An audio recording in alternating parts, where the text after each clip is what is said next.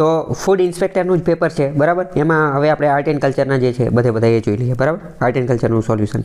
પહેલો ક્વેશ્ચન છે કે ચાડો નૃત્ય મુખ્યત્વે કોના દ્વારા કરવામાં આવશે? શું જવાબ આવશે ખ્યાલ છે? આદિવાસી લોકોનું નૃત્ય છે. રાઈટ. કઈ જગ્યાએ જોવા મળે છે? સ્થળ વિસ્તાર ખબર છે? જિલ્લો એવું કંઈ? ખોટો જવાબ છે. ચાડો નૃત્ય ડાંગની અંદર જોવા મળે છે. ડાંગની અંદર. ડાંગના આદિવાસી લોકો દ્વારા કરવામાં આવે છે બરાબર. મેં તમને મોસ્ટ ટાઈમ બી કીધું હતું કે ડાંગ દરબાર ભરાય છે. ડાંગ દરબાર ભરાય છે ત્યારે ચાડો નૃત્ય જે છે એ કરવામાં આવે છે. ચાડો નૃત્યના પ્રકાર બોલી શકશો કે કયા કયા પ્રકાર છે? અથવા ચાડો એટલે શું? ચાડો શું હોય એ કહી શકશો કે ચાડોમાં શું હોય ને એ બધું? કે મોરનો ચાડો અને પક્ષીઓનો ચાડો અને પ્રાણીઓનો ચાડો ને એ બધું બધાની નકલ કરતા હોય છે. ચાડો એટલે શું? નકલ બરાબર. બાકી ડાંગ દરબારને એ બધું ભરાય એ બધાની સ્ટોરીની મેં તમને કીધું હતું. તો આ બધું તમને ખબર હોવી જોઈએ બરાબર. પઢાર લોકોનું નૃત્ય કયું છે? ક્યાં જોવા મળે છે? કંઈ ખબર ખરા? કયા વિસ્તારની અંદર કે? આગળ ભારતના અગત્યના નૃત્ય અને તેની રાજ્ય આપેલું છે તો કઈ જોડી યોગ્ય નથી? તો ભરતનાટ્યમ તમિલનાડુમાં જોવા મળે છે. સાચી વાત છે. કથકલી કેરળમાં જોવા મળે છે. સાચી વાત છે. કુચીપુડી આંધ્રપ્રદેશમાં જોવા મળે છે. સાચી વાત છે. કથક મધ્યપ્રદેશમાં જોવા નથી મળતું. તમારે કહેવાનું છે કે કથક ક્યાં જોવા મળે છે? કથક જે છે એ ઉત્તર પ્રદેશની અંદર જોવા મળે છે બરાબર. હકીકતમાં આ બધા શું છે? ક્લાસિકલ ડાન્સ છે. એટલે કે શું કહેવાય ગુજરાતીમાં એને કહેવાય શાસ્ત્રીય નૃત્ય છે. શાસ્ત્રીય નૃત્ય. કુલ કેટલા શાસ્ત્રીય નૃત્ય છે કહી શકશો તમે? ભારતની અંદર કુલ કેટલા શાસ્ત્રીય નૃત્ય છે? આમ તો ઘણા બધા છે બરાબર. પરંતુ મિનિસ્ટ્રી ઓફ કલ્ચર સાંસ્કૃતિક મંત્રાલય જે છે એના અંતર્ગત 9 છે. કેટલા? 9 ક્લાસિકલ ડાન્સ છે. 9ના નામ નીચે આપેલા છે. ભારતની અંદર કુલ કેટલા? 9 ક્લાસિકલ ડાન્સ છે. પહેલું તો ભરતનાટ્યમ ક્યાં છે? તો કે તમિલનાડુની અંદર. બીજા નંબરનું કયું? તો કે કથક ક્યાં છે? તો કે આપણે આજે ઉત્તર પ્રદેશ અથવા તો ઉત્તર પ્રદેશવાળા વિસ્તારની અંદર. પછી છે કથકલી છે કેરળની અંદર. પછી છે કુચીપુડી કે જે આંધ્રપ્રદેશની અંદર છે. પછી ઓડિસી કે જે ઓડિશાની અંદર જોવા મળે છે. પછી મણિપુરી કે જે મણિપુરની અંદર જોવા મળે છે. પછી મોહિની અટ્ટમ કે જે કેરળની અંદર જોવા મળે છે. પછી સત્રિયા એ આસામની અંદર જોવા મળે છે. અને હમણાં તમે 8 કીધું. તમે 8 એટલા માટે કીધું કારણ કે 6 હજી હમણાં એડ થયું છે. છેલ્લા 2-3 વર્ષની અંદર જ એડ થયું છે. તો 6 જે છે એ પણ એની અંદર એડ થયેલું છે. 6 ક્યાંનું છે એ તમારે કહેવાનું છે. 6 નૃત્ય ક્યાંનું છે? છઉ નૃત્ય જે છે એ ઝારખંડ અને ઓડિશાવાળો વિસ્તાર જે છે ત્યાં જોવા મળે છે. ઝારખંડ અને ઓડિશા. મયુરભંજ છઉ જે છે એ ઓડિશાની અંદર જોવા મળે છે. છઉના પણ અલગ અલગ પ્રકાર છે બરાબર. એમાં પણ આપણે ડિટેલમાં જઈ શકીએ છીએ. પણ મયુરભંજ છઉ એ ઓડિશાની અંદર જોવા મળે છે. એ બધું તો ઠીક છે પણ આ 9ના તમને નામ ખબર હોવી જોઈએ. 9નો આંકડો ખબર હોવી જોઈએ સાંસ્કૃતિક મંત્રાલય અંતર્ગત બરાબર. તો આવા બધા ક્વેશ્ચન વારંવાર પૂછાતા હોય છે. નીચેનામાંથી કઈ કૃતિ પન્નાલાલ પટેલની નથી? પન્નાલાલ પટેલની બરાબર. તો કે વડામણા એની કૃતિ છે. સુખ દુઃખના સાથી એ પણ એની છે. અને વાત્રકના કાંઠે એ પણ એની કૃતિ છે. ઉઘાડી બારી એ એની નથી. ઉઘાડી બારી એ ઉમાશંકર જોશીની છે. ઉમાશંકર જોશીની બરાબર. હવે જો આ અત્યંત મહત્વનો ક્વેશ્ચન છે કારણ કે હવે ક્લાસ 3 લેવલની સામાન્ય પરીક્ષાની અંદર પ્રશ્ન પૂછી જશે વડામણા કોની કૃતિ છે? તો કે પન્નાલાલ પટેલની. સુખ દુઃખના સાથી કોની છે? તો કે પન્નાલાલ પટેલની. અથવા વાત્રકના કાંઠે કોની છે? તો અને ઉઘાડી બારી કોની છે? તો કે ઉમાશંકર જોશીની. તમારે શું કરવાનું? જો હવે પહેલો રસ્તો તો હું તમને કહું સહેલામાં સહેલો. જો ગુજરાતી આવતું હોય, જે પરીક્ષાની અંદર ગુજરાતી સાહિત્ય આવતું હોય ને તો તમારે 9 થી 12 પાઠ્યપુસ્તક જે છે 9 થી 12 પાઠ્યપુસ્તક એમાં બધા લેખકના નામ આપેલા હોય. 9 થી 12ના દરેક પાઠના જે લેખક હોય ને એ બધાના નામ અને એનો એક ફકરો જે છે આપેલો હોય કે એને શું કૃતિ કરેલી છે અને શું ભણેલા છે ને. તો એ બધી કૃતિ જે છે ને એ તમારે વાંચી લેવાની. આમ તો એણે ઘણી બધી કૃતિની રચના કરેલી હોય બરાબર. પણ આજે 9 થી 12ના પાઠ્યપુસ્તકની અંદર જેટલી કૃતિ આપી ને એટલી તો તમારે પહેલાં કરી નાખવાની. તો પહેલો રસ્તો એ છે કે તમે 9 થી 12ના પાઠ્યપુસ્તક વાંચી અને એ બધી તૈયાર કરો. અને બીજો રસ્તો એ છે કે આ જેમ આ પરીક્ષામાં પૂછાતી જાય અત્યારે પહેલાં એટલી કરો. પહેલાં શું કરો? પરીક્ષામાં જે પૂછે ને એટલી કરો. તો કે પન્નાલાલ પટેલની અંદર 3 યાદ રાખી લો કે વડામણા, સુખ દુઃખના સાથી અને વાત્રકના કાંઠે. જ્યારે ઉઘાડી બારી એ કોની? ઉમાશંકર જોશીની. એવી રીતે યાદ રાખી શકાય. ઉઘાડીમાં ઉ છે અને ઉમાશંકરનો પણ ઉ છે બરાબર. કારણ કે બારીવાળી કેટલી છે? ખુલ્લી બારીને બંધ બારીને એવી ઘણી બધી કૃતિ છે. ઉઘાડી બારી તો કે ઉમાશંકર જોશી બરાબર. જો નીચે ઉઘાડી બારી ઉમાશંકર જોશી બરાબર એનો ફોટો પણ મૂકેલો છે. આ જે ઉઘાડી બારી પુસ્તક જે છે ને એ અત્યારની જે વેલ્યુઝ જે સંસ્કૃતિ ને એ બધું જે છે એની ઉપર છે કે આપણે અત્યારે આપણા મૂલ્યો જે છે એ ભૂંસાઈ રહ્યા છે, બરાબર. માનવતા એક રીતે ગાયબ થઈ રહી છે, એ થીમ ઉપર આખી બુક જે છે લખેલી છે. આપણે જો કંઈ એટલું બધું કામનું છે નહીં. બીજી વાત કરીએ, વડામણા નામની પુસ્તક એ પન્નાલાલ પટેલની છે. વડામણા એ અત્યંત મહત્વની પુસ્તક છે. શા માટે? કારણ કે એ એની પ્રથમ નવલકથા છે. પ્રશ્ન પૂછે છે કે પન્નાલાલ પટેલની પ્રથમ નવલકથા કઈ છે, તો એ વડામણા જે છે ને એ જ એની પ્રથમ નવલકથા છે. વડામણા એ પ્રથમ નવલકથા છે, બરાબર. નીચે જો બધા એના ફોટા ને એ બધું આપેલું છે વડામણાના ને એ બધાનું. બીજી વાત કરીએ, સુખ દુઃખના સાથી એ પણ પન્નાલાલ પટેલની જ છે. વાત્રકના કાંઠે એ પણ પન્નાલાલ પટેલની છે. અને બીજી આપણે મોસ્ટ એમપી હું તમને જો વાત કરું તો આ બધી જે નવલકથા જો ગુજરાત સમાચારમાં જે તે સમયે છે ને, ગુજરાત સમાચારમાં જે તે સમયે જે બધી નાની નાની વાર્તાઓ જે છે ને, નાની નાની વાર્તાઓ, તો એ આખી વાર્તા ગુજરાત સમાચારની અંદર આવી ગઈ હતી, બરાબર. તો એ બધી વાર્તા જે છે એ મેં ટેલિગ્રામ ચેનલની અંદર શેર કરી દીધી છે. એની લિંક જે છે એ શેર કરી દીધી છે. એ લિંકની અંદર જઈ અને તમે એ વાર્તા જે છે એ વાંચી પણ શકો છો, જો તમને ઇન્ટરેસ્ટ હોય, રસ હોય તો. બાકી તો અત્યારે ખાલી તમે આ યાદ રાખી શકો છો, બરાબર.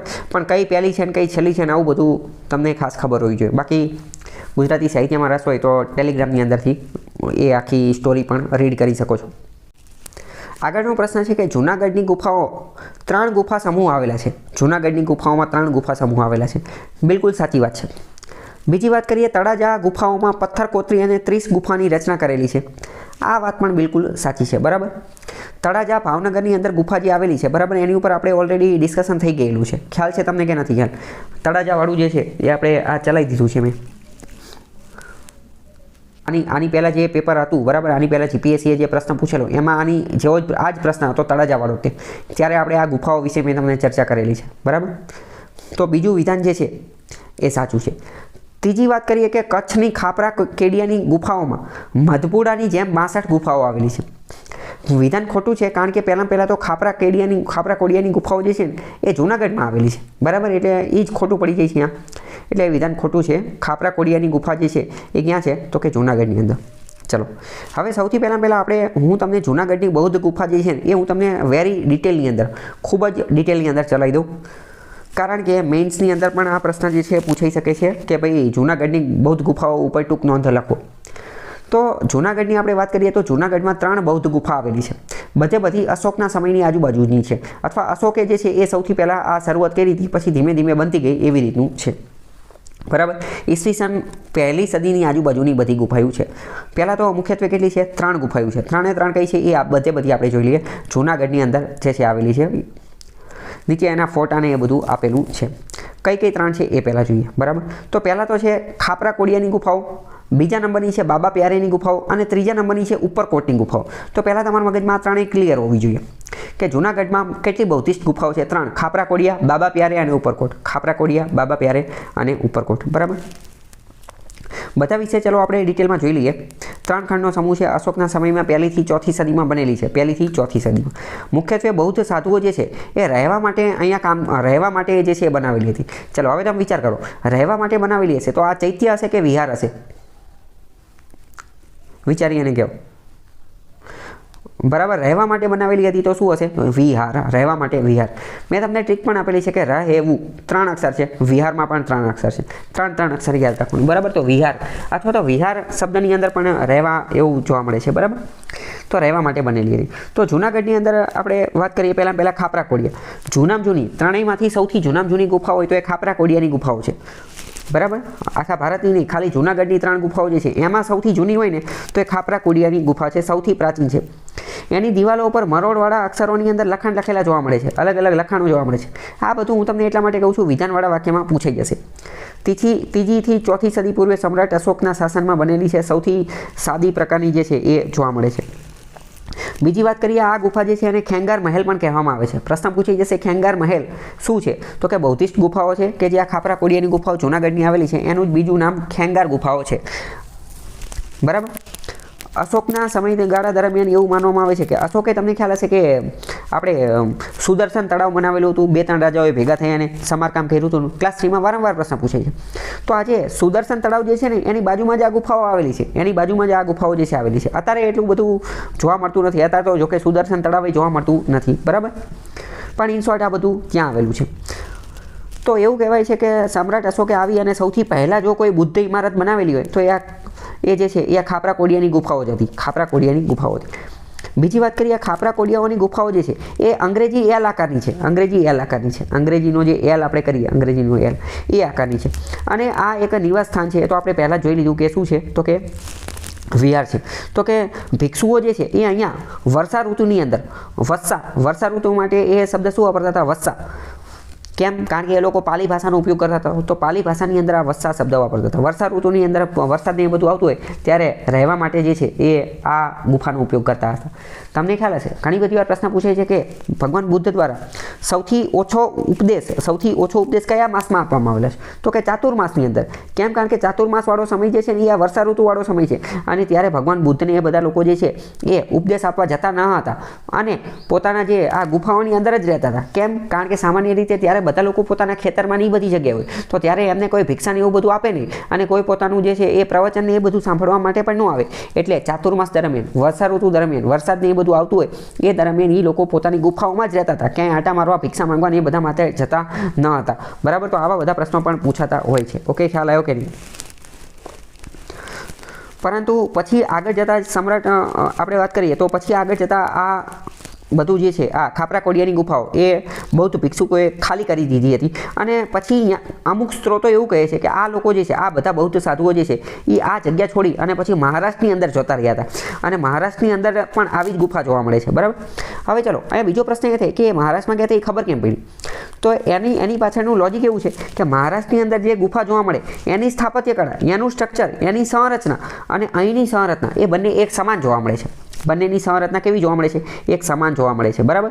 આપણે વાત કરીએ કે મહારાષ્ટ્રની અંદર જ્યારે લોનાવાલાવાળા વિસ્તારની અંદર જતા હોય, મુંબઈ પુણેવાળો હાઈવે છે, તો મુંબઈ પુણેવાળા હાઈવે ઉપર જઈએ તો આવી ઘણી બધી બૌદ્ધ ગુફાઓ અહીંયા જોવા મળે છે. અને એનું સ્ટ્રક્ચર અને આનું સ્ટ્રક્ચર મળતું આવે છે. બરાબર?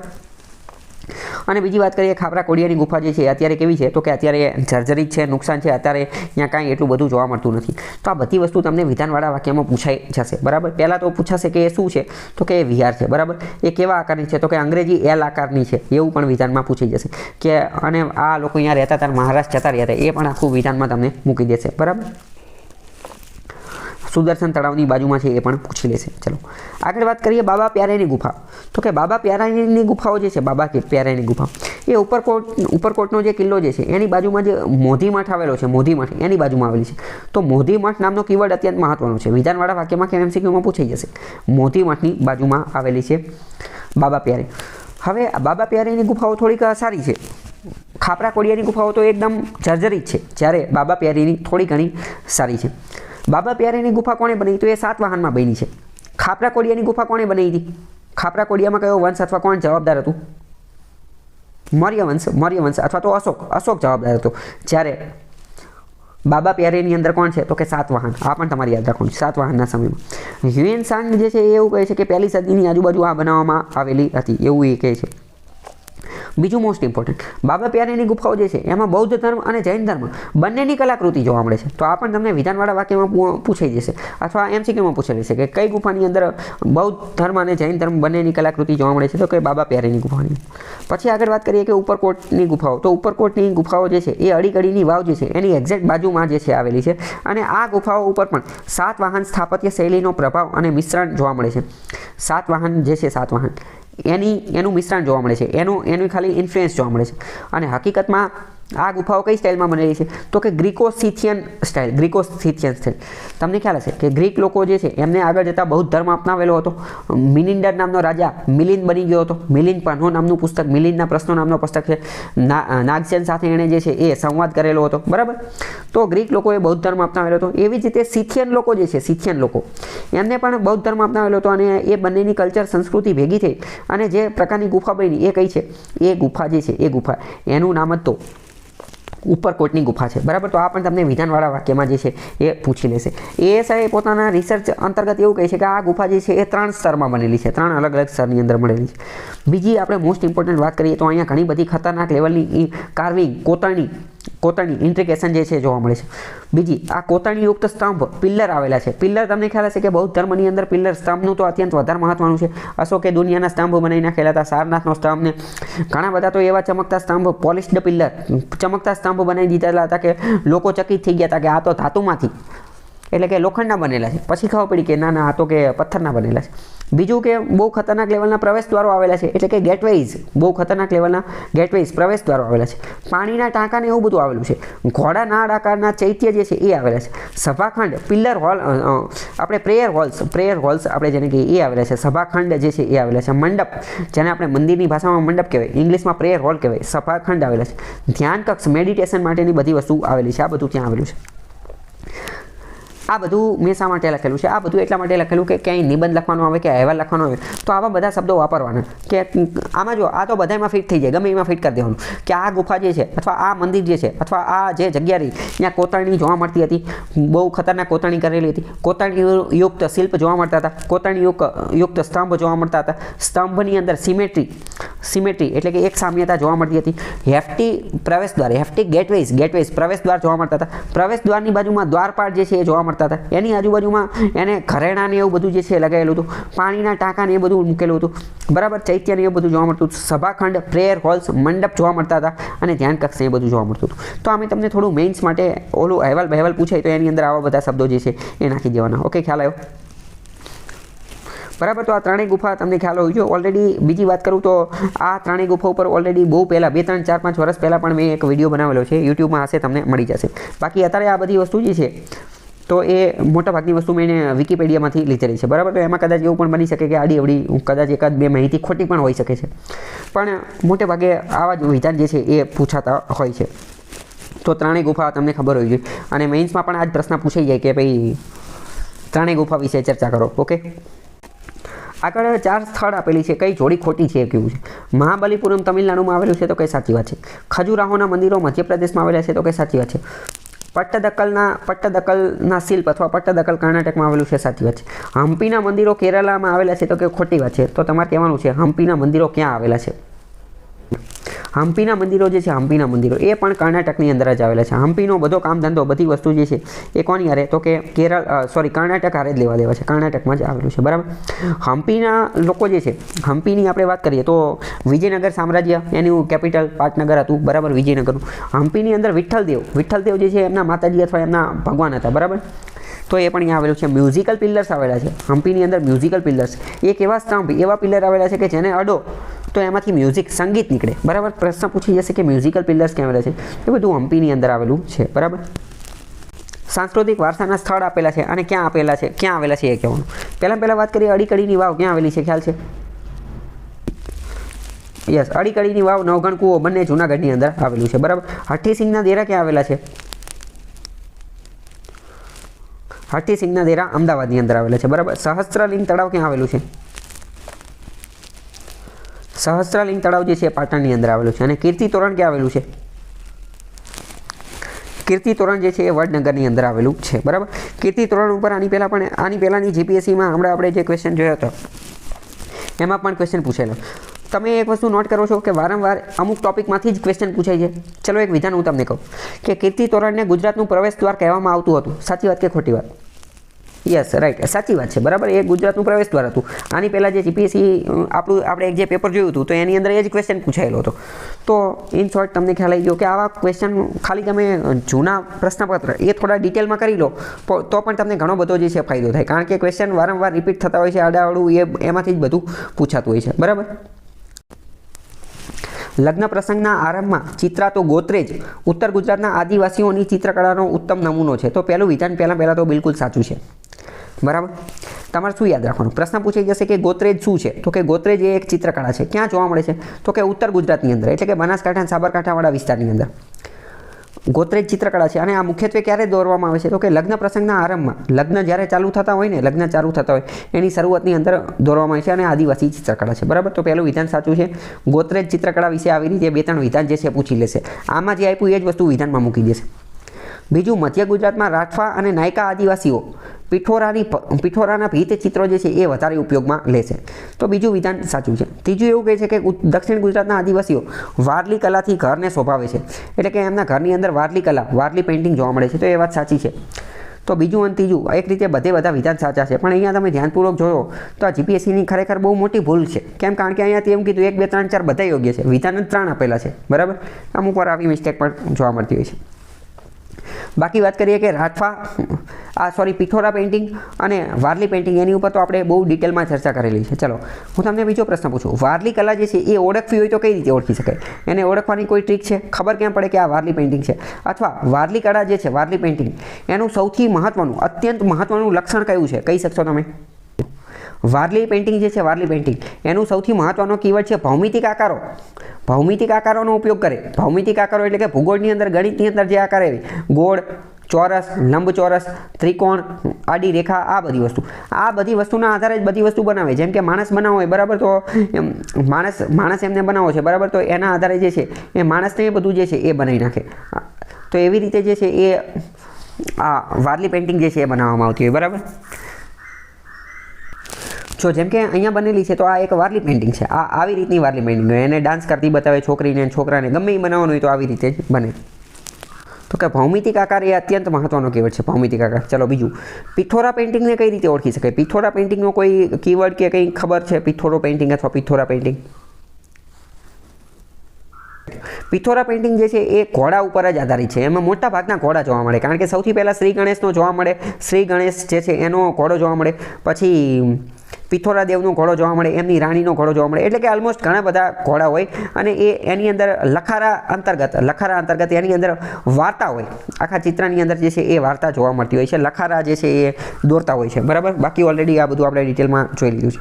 પણ ઇન શોર્ટ આપણે એને આઈડેન્ટિફાઈ કઈ રીતે કરવાની? કદાચ પરીક્ષામાં ચિત્ર, કારણ કે જો હવે આ નવા ચેરમેન આવ્યા અને હું તો કહું છું એવો પ્રશ્ન પૂછવો પણ જોઈએ કે ચિત્ર આપી દીધેલું એને કહી દે કે આ કઈ ચિત્રકળા છે, બરાબર. તો આ તો બહુ ખતરનાક, કે જે નાની તૈયારી કરીને ગયા હોય તો કન્ફ્યુઝ થઈ ગયા, બરાબર. ખ્યાલ આવી ગયો? તો ભૌમિતિક આકારવાળી હોય તો કઈ? તો કે આપણે વારલી ચિત્રકળા. ઘણા બધા ઘોડા દેખાતા હોય તો કઈ? તો કે પિથોરા ચિત્રકળા. ઓકે, ચલો મેળાનો પ્રશ્ન પૂછેલો છે. તરણેતરનો મેળો ક્યાં જોવા મળે છે? તો કે સુરેન્દ્રનગર જિલ્લાની અંદર. થોડાક દિવસ પહેલાં ભાદરવા સુદ પાંચમની અંદર જે છે આ મેળો ભરાયેલો હતો. ગણેશ ચતુર્થીની આજુબાજુના વિસ્તારમાં જે છે એની આજુબાજુ ભરાતો હોય છે, બરાબર. તરણેતરનો મેળો જે છે અહીંયા ગ્રામીણ ઓલિમ્પિકનું ને એ બધાનું આયોજન કરે છે. જીવનસાથી પસંદ કરવા માટેનો મેળો માનવામાં આવે છે, બરાબર. આ વખતની ગુજરાત પાક્ષિકની અંદર તરણેતરના મેળા વિશે ઘણી સારી માહિતી આપેલી હતી. ટેલિગ્રામની અંદર એ બધી મેં શેર કરેલી હતી, તમને પર્સનલમાં પણ મોકલેલી હતી, બરાબર. તો તરણેતરનો મેળો એ અત્યંત મહત્વનો છે. તો પહેલું સાચું છે. બીજી વાત કરીએ કે વવઠાનો મેળો અમદાવાદમાં જોવા મળે છે. તો કે હા, સાચી વાત છે. વવઠાનો મેળો કયો? તો કે જે 7 નદીનો જે સંગમ થાય છે એ જ તે, બરાબર. તો વવઠાનો મેળો એ અમદાવાદ, સાચી વાત છે. શામળાજીનો મેળો બનાસકાંઠામાં નથી જોવા મળતો. શામળાજીનો મેળો ક્યાં જોવા મળે છે? તો કે શામળાજીની અંદર જોવા મળે છે. શામળાજી ક્યાં આવેલું? તો કે શામળાજી જે છે અરવલ્લીની અંદર આવેલું છે. અરવલ્લીની અંદર જોવા મળે છે, બરાબર. હમણાં થોડા સમય પહેલાં કિંજલ દવેનું એક ગીત આવેલું છે કે રણઝણિયું રે પેઈજણિયું વાગે, રણઝણિયું રે પેઈજણિયું વાગે. તો આજે જીપીએસસી આ પ્રશ્ન પૂછેલો છે કે રણઝણિયું રે પેઈજણિયું વાગે, આ ગીત અથવા આ જે આખી વસ્તુ જે છે એ કોની સાથે સંબંધિત છે? તો એ શામળાજીના મેળા સાથે સંબંધિત છે. કેમ? કારણ કે એ એક રીતે સંગીતના સાધનોના નામ છે અને શામળાજીના મેળાની અંદર જે લોકો જાય તો અહીંયા એ આ સાધનો જે છે એ વગાડતા હોય છે અને વેચતા પણ હોય છે. અત્યારે કરે છે કે નથી ખબર, એ મને ખબર નથી. અત્યારે એવું કરે છે કે નથી ખબર, એ નથી ખબર. પણ આ જ્યારથી આ મેળો ચાલુ થયેલો છે ને ત્યારની વાત છે, બરાબર. હવે અત્યારે વળી કોઈ જ્યાં જઈને કહે કે આવું તો જોવા નથી મળતું, તો અત્યારની નથી ખબર. પણ આવું આર્ટ એન્ડ કલ્ચરની પુસ્તકોની અંદર લખેલું છે. તો જો હવે આવો પ્રશ્ન પણ પૂછાઈ જાય. અત્યારે હમણાં જે તે સમયે કિંજલ દવેનું ગીત આવ્યું તો પ્રશ્ન પૂછાઈ જાય કે ભાઈ આ ગીત રણઝણિયું રે પેઈજણિયું વાગે કયા મેળા સાથે સંબંધિત છે? તો આપણને ખાલી એટલી ખબર હોય કે ભાઈ કિંજલ દવેએ ગીત ગાયેલું છે, વારંવાર યુટ્યુબમાં આવતું હોય છે, નવરાત્રિમાં બધા ડાન્સ કરતા હોય છે. આપણને એનો ખબર હોય કે શામળાજીના મેળા સાથે એ ગીતે જોડાયેલું છે, બરાબર. તો અરવલ્લી ત્રીજું ખોટું છે. ચોથું વાત કરીએ કે પલ્લીનો મેળો. પલ્લીનો મેળો સાબરકાંઠા જિલ્લો એ ખોટું છે. કયા જિલ્લામાં છે? ખ્યાલ કહી શકશો તમે? પલ્લીનો મેળો યસ, ગાંધીનગરની અંદર, બરાબર. ગાંધીનગરની અંદર જોવા મળે છે. અને પલ્લીના માતાજીનું નામ કહી શકશો? પલ્લી જગ્યાનું નામ છે. માતાજી પલ્લીના કયા છે ખબર છે? એવો પણ પ્રશ્ન પૂછો. વરદાયીની માતા, રાઈટ. વરદાયીની માતા નામ છે, બરાબર. વરદાયીની માતા. બીજી વાત કરીએ કે પલ્લીના મેળાની સૌથી વધુ ખાસિયત હોય તો શું છે? કહી શકશો તમે? ઘીની નદી, બરાબર. ઘીની નદી વહી જાય છે. ચોખ્ખું ઘી જે છે, ચોખ્ખું ઘી એની નદીઓ વહી જતી હોય છે. ઘણા બધા લોકો વિરોધ પણ કરે છે કે લોકોને ખાવા નથી મળતું. ભાઈ તો પણ ટૂંકમાં આવું વસ્તુ જોવા મળે છે. બીજું સામાજિક સમરસતાનું પણ પ્રતીક છે. કેમ? કારણ કે વરદાયી માતાનો જે રથ અથવા એની માટે લાકડાનું જે બધી વસ્તુ બનાવવાનું હોય તો એ બધાની અંદર શું થાય છે? તો કે અલગ અલગ જાતિના લોકો ભેગા થઈ અને બનાવે છે, બરાબર. કે નીચલી જાતિના લોકો, ઉપલી જાતિના લોકો, બધી જાતિના લોકો. હકીકતમાં જાતિ ઊંચી નીચે એવું હોતું નથી, પણ એવું માને છે. તો બધી જાતિના લોકો ભેગા થઈ અને એ રથ બનાવે છે. તો એક રીતે સામાજિક સમરસતાનું પ્રતીક છે. પ્રશ્ન પૂછી જે સામાજિક સમરસતાનું પ્રતીક કયો મેળો છે? પલ્લીનો મેળો છે, બરાબર. તો ખ્યાલ હોવો જોઈએ તમને. આગળ મ્યુઝિયમ આપેલા છે. તો કચ્છ મ્યુઝિયમ ક્યાં આવેલું છે? તો કે કચ્છ મ્યુઝિયમ જે છે એ ભુજની અંદર આવેલું છે. ભુજનું જે તળાવ જે છે, ભુજનું તળાવ, એની એક્ઝેક્ટ સામે આવેલું છે, બરાબર. હમીરસર તળાવ કે શું નામ છે યાદ તો ખ્યાલ છે નહીં મને. યસ, હમીરસર જ છે ને. હા, તો હમીરસર તળાવની એક્ઝેક્ટ સામે ત્યાં કચ્છ મ્યુઝિયમ આવેલું છે. દરબાર હોલ મ્યુઝિયમ જે છે, દરબાર હોલ મ્યુઝિયમ એ ભાવનગરની અંદર આવેલું છે. એક મિનિટ, સોરી, દરબાર હોલ મ્યુઝિયમ જે છે, દરબાર હોલ એ જૂનાગઢની અંદર આવેલું છે. બાર્ટન મ્યુઝિયમ જે છે, બાર્ટન મ્યુઝિયમ એ ભાવનગરની અંદર આવેલું છે. અને વોટસન મ્યુઝિયમ જે છે, વોટસન મ્યુઝિયમ એ રાજકોટની અંદર આવેલું છે. વોટસન મ્યુઝિયમ ઉપર વારંવાર પ્રશ્ન પૂછાયેલો છે કે આ વોટસન મ્યુઝિયમ જે છે ને એની અંદર સૌરાષ્ટ્રના ઘણા બધા રાજવી જે છે, ગોંડલના રાજવી, મોરબીના રાજવી, રાજકોટના રાજાન, એ બધાના સિક્કા, એ બધાનો ઇતિહાસ છે, એ બધું પણ ત્યાં જોવા મળે છે. તો આ પ્રશ્ન ઘણી બધી વાર પૂછાઈ ગયેલો છે કે આ રાજાના આ સિક્કા અથવા ઓલી પેલી વસ્તુ એ ક્યાં જોવા મળે છે? તો કે વોટસન મ્યુઝિયમની અંદર જોવા મળે છે, બરાબર. જીપીએસસીએ જ આ પ્રશ્ન ઘણી બધી વાર પૂછેલો છે. ઓકે, ખ્યાલ આવ્યો કે નહીં? આગળ મહેલવાળો પ્રશ્ન છે કે મહેલની કઈ જોડી યોગ્ય નથી? તો કે આયના મહેલ ભુજમાં આવેલો છે, સાચી વાત છે. આયના મહેલ તો ભુજમાં જ આવેલો છે, બરાબર. વિજય વિલાસ પેલેસ ક્યાં આવેલો છે? ખ્યાલ છે? વિજય વિલાસ પેલેસ જે છે એ માંડવીની અંદર આવેલું છે. ક્યાં? માંડવી. જો એક રીતે આપણને જિલ્લો તો ખબર હોય કે ભાઈ આયના મહેલ અને વિજય વિલાસ પેલેસ બંને ભુજ કચ્છની અંદર આવેલા છે, બરાબર, કચ્છની. પણ આ તો એક્ઝેક્ટ શહેર પૂછે છે, તો આપણને અમુક વાર શહેર પણ ખબર હોવી જોઈએ. તો કે આયના મહેલ ભુજમાં, વિજય વિલાસ પેલેસ તો કે માંડવીમાં. પ્રેમ ભવન પેલેસ ક્યાં આવેલું છે? તો કે છોટાઉદેપુરમાં. પ્રેમ ભવન, છોટાઉદેપુર. લક્ષ્મી વિલાસ પેલેસ તો કે વડોદરાની અંદર. ગુજરાતનો સૌથી મોટો મહેલ જે છે એ લક્ષ્મી વિલાસ પેલેસ જ છે, બરોડાના રાજવીઓનો, બરાબર. તો વડોદરાની અંદર આવેલું છે. આર્ટ ડેકો પેલેસ વાંકાનેરમાં નથી આવેલો. આર્ટ ડેકો પેલેસ મોરબીનો જે પેલેસ છે એને આર્ટ ડેકો પેલેસ કહે છે. આર્ટ ડેકો પેલેસ ક્યાં આવેલો છે? મોરબીની અંદર, બરાબર. તો આર્ટ ડેકો પેલેસ એ મોરબી સાથે જોડે છે.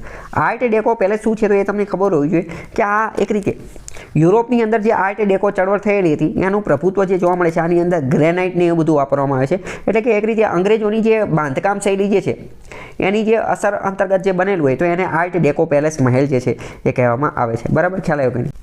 નીચે તીર્થસ્થાન અને જિલ્લાની જોડી આપેલી છે, બરાબર. તો પહેલાં દ્વારકા ક્યાં આવેલું છે? તો કે એ દેવભૂમિ દ્વારકામાં આવેલું છે, સાચી વાત છે. કાળો ડુંગર અને દત્ત મંદિર અથવા દત્તાત્રેયનું મંદિર એ ક્યાં આવેલું છે? ભુજની અંદર. તો એ સાચી વાત છે. કાળો ડુંગર દત્ત એ ભુજની અંદર જ આવેલું છે. અને એક્ઝેક્ટ ત્યાં તે સ્મૃતિવન પણ આવેલું છે, સ્મૃતિવન મ્યુઝિયમ આવેલું છે. સ્મૃતિવન મ્યુઝિયમ જે છે એને હમણાં થોડા સમય પહેલાં તે વિશ્વના સૌથી સારા મ્યુઝિયમનો એવોર્ડ જે છે એ મળેલો છે. પાલીતાણા ભાવનગરની અંદર આવેલું છે. અને સોમનાથ જૂનાગઢની અંદર નથી આવેલું. કેમ? કારણ કે સોમનાથનો તો હવે ખુદનો જિલ્લો બની ગયો. સોમનાથ ક્યાં આવેલું છે? તો કે ગીર સોમનાથની અંદર ખુદ નવો જિલ્લો છે. તો અહીંયા તમે સમજ્યા કઈ જોડી યોગ્ય નથી? એકદમ આ તમે વિચારો કે આ તો એકદમ કોમન સેન્સથી આ ક્વેશ્ચન સોલ્વ થઈ જાય ને. પણ ક્યારે? જો આપણે કીવર્ડ ટેકનિકને માસ્ટર કરેલી હોય ત્યારે, અથવા તો પહેલાં તો બધા જિલ્લાના નામે ખબર હોવી જોઈએ ત્યારે, બરાબર. તો પહેલાં જૂનાગઢને સોમનાથને લેવા દેવા હતા, હવે કંઈ લેવા દેવા નથી. સોમનાથ જે છે એ ગીર સોમનાથની અંદર આવેલું.